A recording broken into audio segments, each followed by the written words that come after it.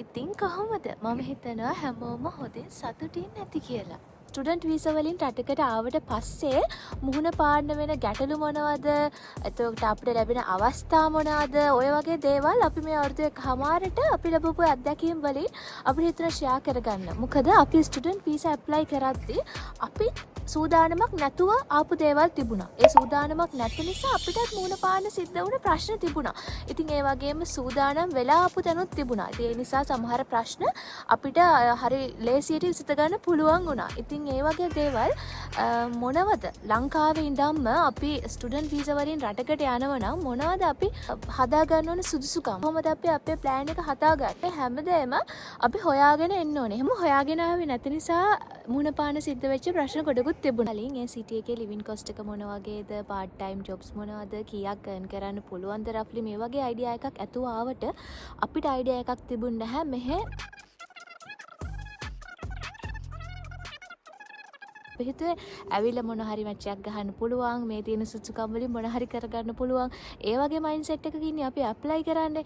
හැබැයි මෙන්න මේ දේවල් හොයලා ඒවට පෙර සූදානමක් ඇතුව එන්නේ කොහොමද කියන එක තේරුම් ගන්න අපිට ටිකක් කල් ගියා. ඉතින් ස්ටුඩන්ට් වීසා වලින් රටකට යනවා නම් ඉතින් ඔයා සූදානම් වෙලා යන්න ඕනේ මොනවද කියලා ඔයාට අයිඩියා එකක් ලැබෙයි කියලා මේ දේවල් වලින්. ඉතින් ඔයා මේ channel එකට අලුත් නම් මගේ නම අමල්කා. මම ජීවත් වෙන්නේ ස්වීඩන් ස්ටොක්හෝම් කියන සිටි එකේ මගේ හස්බන්ඩ් එක්ක. ඉතින් අපි මෙහෙට ආවේ 2023 මගේ මාස්ටර් ඩිග්‍රී එකට. ඉතින් මම ගෙවන්නේ මගේ ස්ටුඩන්ට් ලයිෆ් එකේ අවසාන මාස කීපය.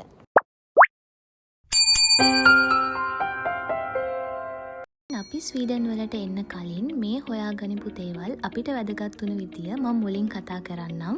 ඉතින් ඔයා ස්වීඩන් නැර වෙනත් රටකට යන්න ප්ලෑන් කරනවා නම් ඒ රටෙත් මේ දේවල් මොන වගේද කියලා හොයලා බලලා යන්න මතක තියාගන්න.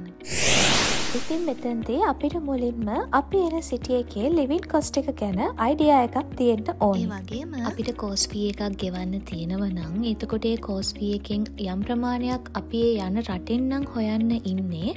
එතකොට අපි මේ ගෙවිය යුතු කාලය කෝස් ෆී අතර තියෙන කාලය ගොඩක් වැදගත්. මොකද කෝස් ෆී දෙකක් අතර තියෙන කාලය ඇතුළත මාසෙකට අපි තීරණය කරන්න ඕනේ කොපමණ මුදලක් අපි කෝස් ෆී එක වෙනුවෙන්ම උපයන්න ඕනද කියලා. ඉතින් මම මේ උදාහරණයක් විදිහට අරගෙන තියෙන්නේ ස්වීඩන් වල. ඒ කියන්නේ මගේ කෝස් ෆී එකේ ඩියු ඩේට්ස් ටික. ඉතින් මේ ඩියු ඩේට්ස් ගත්තාම පේනවා මාස 6ක් වගේ තියෙනවා අපිට එක කෝස් ෆී එකක් හොයාගන්න. නමුත් වැදගත්ම දේ තමයි මේ අපි ස්වීඩන් වලට ආවට පස්සේ ගෙවන පළවෙනි ඉන්ස්ටෝල්මන්ට් එක. ඒ කියන්නේ දැන් අපි මේ ඉන්ස්ටෝල්මන්ට් 4න් පළවෙනි එක කොහොමත් ඔෆර් ලෙටර් එක ලැබුණ ගමන්ම අපි ගෙවන්න ඕන. ඊට පස්සේ දෙවෙනි එක අපි ස්වීඩන් වලට ඇවිල්ලා මාස 3ක් වගේ ඇතුළත අපිට ගෙවන්න සිද්ධ වෙනවා. ඕටම් ඉන්ටේක් එකට අපි එද්දී අපි එන්නේ අගෝස්තු එහෙම නැත්නම් සැප්තැම්බර් මුල වගේ. ඉතින් එතකොට මේ දෙසැම්බර් කියන්නේ අපිට මේ පේමන්ට් එක හොයාගන්න තියෙන්නේ මාස 3ක් වගේ කාලයක්. ඉතින් අපි මේ මුළු මුදලම ස්වීඩන් වලින් හොයන්න ආවොත් ඒක අපිට චැලෙන්ජ් එකක් වෙන්න පුළුවන්. උදාහරණයක් විදිහට හිතන්න ඔයාට මාසෙකට ජීවත් වෙන්න අවශ්‍ය කරනවා 15000ක්. ඒ වගේම ඔයාගේ ටියුෂන් ෆී එක වාරිකයක් 60000ක් වෙනවා. ඒ වගේම මේක ගෙවන්න ඔයාට මාස 6ක් තියෙනවා. ඒ කියන්නේ ඔයා එක මාසෙකට 10000ක් ඉතුරු කරන්න ඕනේ මේ ටියුෂන් පේමන්ට් එක සඳහාම.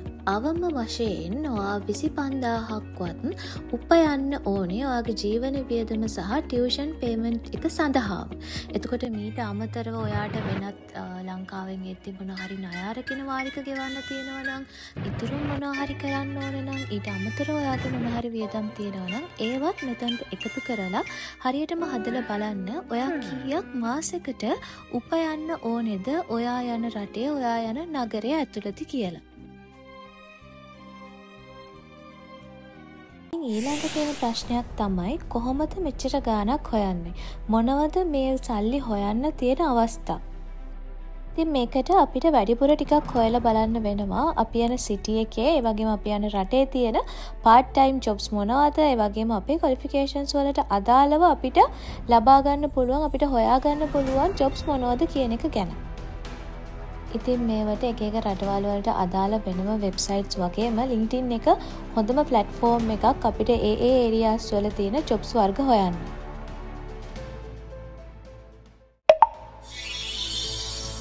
ඉතින් තනියම ඇප්ලයි කරන කෙනෙක් නම් මේ ගැන ගොඩාක් හිතලා බලන්න.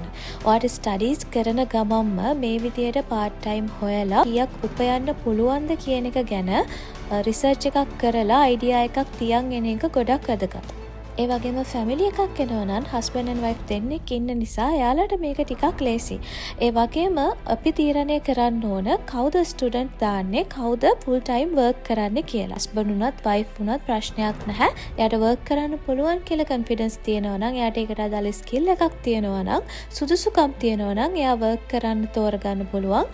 මොකද ස්ටුඩන්ට් වර්ක් කරන්න සහ ඉගෙන ගන්න දෙකම කරන්න සිද්ධ වුණොත් ඒක ටිකක් අමාරුයි.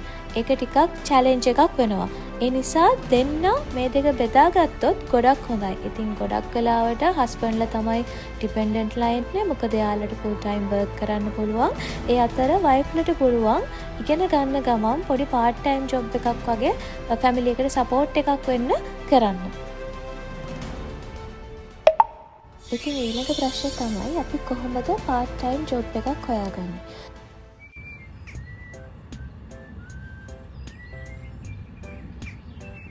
ඉංග්‍රීසි භාවිතා කරන්නේ නැති රටක ජොබ් එකක් හොයාගන්න එක ටිකක් චැලෙන්ජ් එකක්.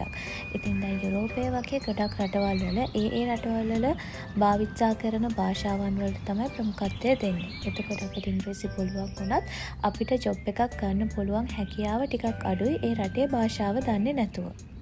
ඉතින් අපේ එක්ස්පීරියන්ස් තියෙන ස්වීඩන් වල නිසා අපි ජොබ් හොයාගත්ත විදිය මම කියන්නම්. ඉතින් මම ස්ටුඩන්ට් කෙනෙක් නිසා මම පාර්ට් ටයිම් ජොබ් එකක් තමයි හෙව්වේ. වෙබ්සයිට්ස් වලින් එක කැෆේස් වල, රෙස්ටොරන්ට්ස් වල තියෙන ජොබ්ස් වලට ඇප්ලයි කරා. ඒ වගේම මගේ යුනිවර්සිටි එකේ යාළුවෝ, ඒ කියන්නේ වෙනත් රටවල් වල යාළුවන්ටත් මගේ ළඟම යාළුවන්ට මම දැනුවත් කරලා තිබ්බා මම මේ වගේ ජොබ් එකක් හොයනවා. මෙහෙම ජොබ් එකක් ලැබුණොත් මට දැනුවත් කරන්න කියලා. ඒ වගේ තව එක විදියක් තමයි අපිට CV එකක් හදාගෙන අපිට පුළුවන් කැෆේස් වලට, රෙස්ටොරන්ට්ස් වලට, ඒ වගේ තැන්වලට ගිහිල්ලා කතා කරන්න ඒ CV එක දීලා.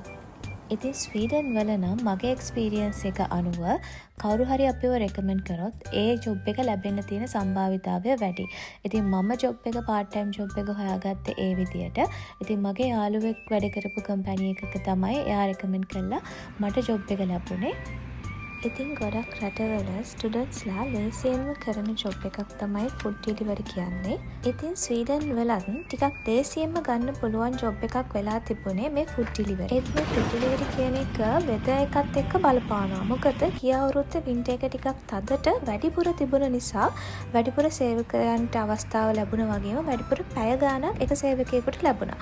නමුත් මේ අවුරුද්දේ වින්ටර් එක එච්චර තදට තිබුණේ නැති නිසා බඳවා ගැනීම අඩු කරලා ඒ වගේම අයට ලැබුණ පැය ගාණක් අඩු කරලා තියෙනවා.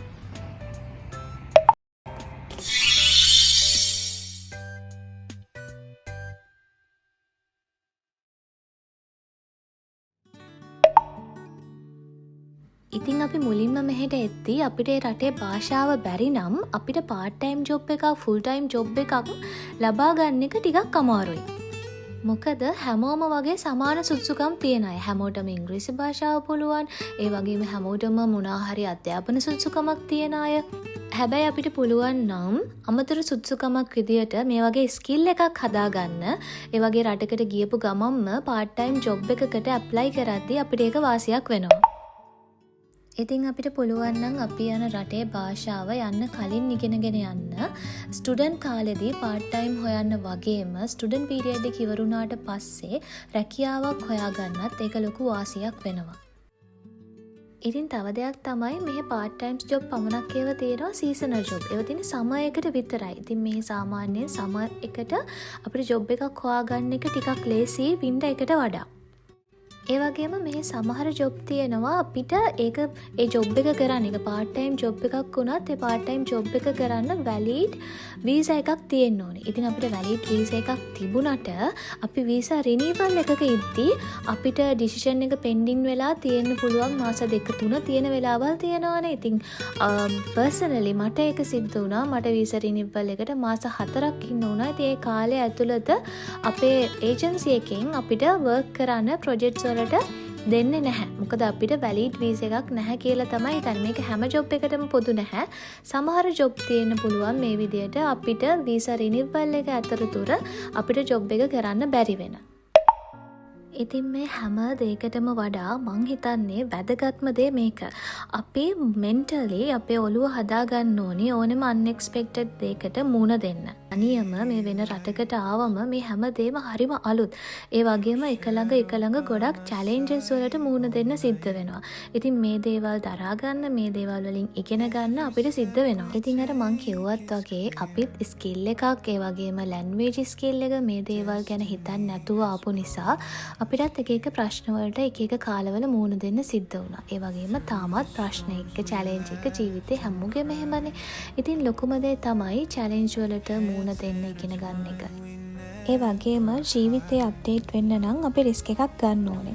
ඉතින් ඒ ගනිපු රිස්ක් එකේ අපි වැටෙන්න හරි හරියන්න හරි මොන දෙයකට වුණත් හිත හදාගෙන ඉන්න ඕනේ. හිත හදාගන්න උත්සාහ කරන්න ඕනේ.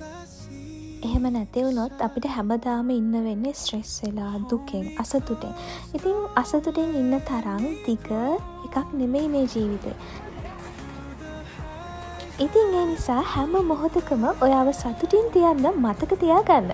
ඉතින් එහෙනම් ආයෙත් දවසක එන්නම් මෙතකම් සතුටින් ඉන්න.